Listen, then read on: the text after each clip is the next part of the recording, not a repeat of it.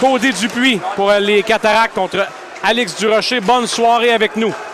Ça, c'est un trio qui est extrêmement dangereux, celui de Dupuis. Voulait remettre vers Climat devant le filet, ou plutôt Fontaine, et ça ne s'est jamais rendu.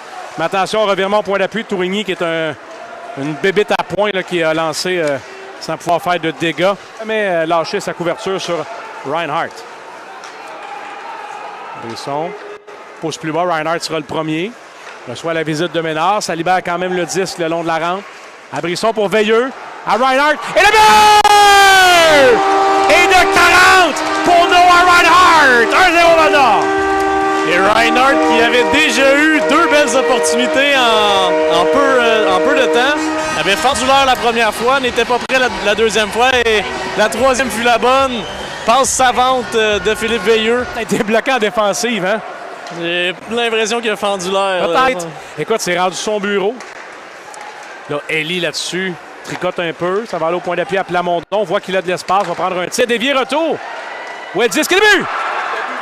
Vince Ellie vient pousser la rondelle doucement comme un placement au curling. Et ça fait 1-1. Ah, c'est dommage pour les Foreurs et je crois que Reinhardt regarde vers le ciel.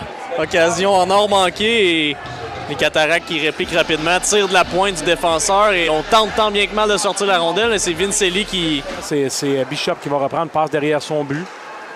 Il reçoit plusieurs coups de bâton, mais va se défaire d'un premier et d'un deuxième couvreur, mais c'est ramené quand même dans l'angle de Climat. Et Bishop reprend, la rondelle lui a collé dessus. Vers le roue, tir, retour! Un retour qui était grand, mais les Foreurs n'ont pas pu sauter là-dessus. Près de là. C'est nouveau, ça, Fiala devant le but. Avant, c'était Brisson. Brisson va être au milieu de la boîte, lui. La rondelle bouge beaucoup, mais pas tant de tentatives que ça. Devant le filet, Brisson est seul. À Veilleux. Et le but! 40 Veilleux! 2-1 Val-d'Or!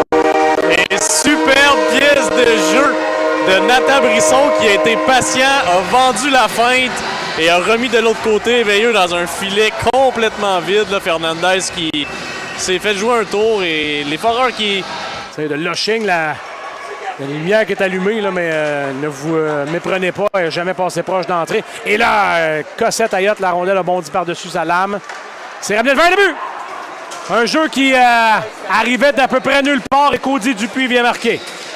Cossette Ayotte a complètement perdu la rondelle de vue, elle qui avait cafouillé derrière le filet. Il s'en revenait tranquillement pour prendre son poste et garder devant et la rondelle dévie sur son patin. Ben oui. Et on saute sur le retour, là, malheureusement Beaunoyer qui... Arsenault. Rondelle bondissante le long de la rampe, mise en échec, ça revient à Fiala. Passe avec un petit peu de dentelle qui est coupé par Ménard. Il faudrait être bon en repli, c'est un 3 contre 2. Fontaine. À Gridine, un tir, ça dévie. Attention, ça vient le but! Et c'était près du bâton élevé, mais c'est accepté, je pense. C'est Ménard. Vient trouver le fond du but, 3-2 Shawinigan. Et Gridine qui, on pensait, avait complètement manqué son lancer, qui était considérablement en haut du filet. Va toucher la baie vitrée derrière et drôle de bon. Non, c'est correct. Et habilement, hein, Bonne suite.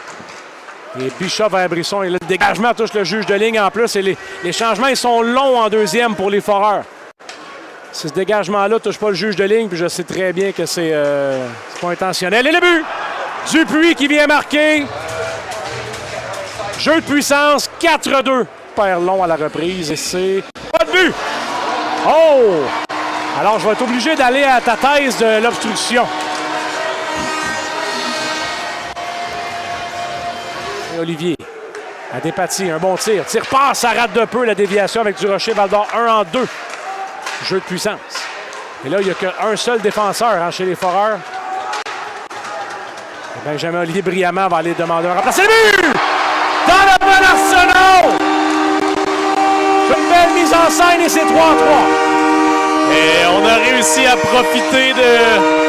Malgré le fait que la pénalité soit terminée, l'attaquant n'a pas eu le temps de revenir en zone défensive. On a gardé cette pression offensive. Despatie qui, dans un premier temps, prend un tir, ensuite remet vers le derrière du filet. Et Arsenault complètement oublié dans l'enclave. Réussi pour les Foreurs. Ouais. On a écoulé l'avantage numérique des Cataractes. Ah, là, Alex Durocher passe vers Fiala. C'est peut-être un surnom. Fiala pour Durocher. Ça se dessine bien devant. Il a été généreux là-dessus. Et le but! Sam Fiala! de Durocher en entrée de zone. On a été un petit peu chanceux sur la première passe soulevée en zone neutre qui a réussi à trouver le bâton de Fiala. Fiala qui entre en zone, a ralenti le jeu, a repéré Durocher, là, un jeu clairement pratiqué. Et Durocher qui remet devant. Un deuxième effort de Arsenault qui remet et Fiala qui... La rondelle n'est pas à plat, on va aller la chercher. Certes, je me demandais s'il ne tenterait pas un petit Michigan pendant qu'il est là. À Ménard, à Chandler, une diagonale, le tir de la Certes et le but. C'est parfait dans l'enclave, on est de retour à case 0. Et la Certes, ce n'est pas le meilleur pointeur des Cataractes pour rien. On le voit sur cette séquence, un lancer précis dans la lucarne. Donc c'est bien installé et on l'a complètement oublié dans l'enclave.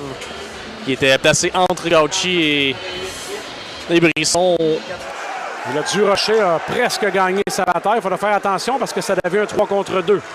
C'est mené par Loshing dans les patins de Tourigny. Et là, c'est peut-être l'échappée.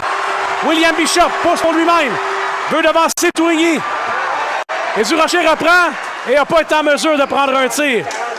Devant le but, Bishop, oh, il était seul. Et là, c'est un 3 contre 1, peut-être un 2 contre 1 finalement. Bishop est brûlé. Loshing, Hailey et le but.